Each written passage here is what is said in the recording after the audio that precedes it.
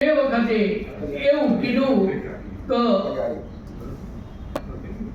બંને સેનાઓ સામસામી આવીને લાગી ગઈ હોય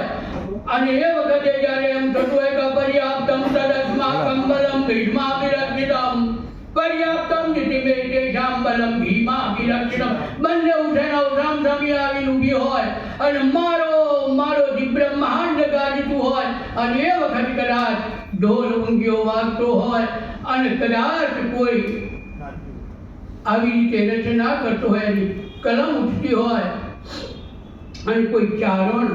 કે કોઈ બોલતો હોય એવું બાલકી સાવેદોને તમારે ખબર ન પડતો હોય આપણે બોલતા હોય તો યજમાન પ્રસન્ન થતો હોય યજમાનને ન ખબર પડતી હોય એમાં છંદમાં પણ આવું થાય બોલનારને કદાચ ખબર પડે કે ન પડે સાંભળનારને ખબર પડે કે ન પડે પણ વર્ણોની ગૂંથણી એવી હોય કે ડોલી જાય કે પડ્યું છળ લાગે છે બાળ યજમાનમાં એમ દળ બાજી છે જોડે પછી ગણ કદી રક્તદાર ફળ્યા એમ બાપડા હાથીને અજવડ ડૂબે કે પવન ધૂંડ પાટે પડે પડે એમ કઈ કે ના ધૂંડ પડી અને પછી રામદામાં બળે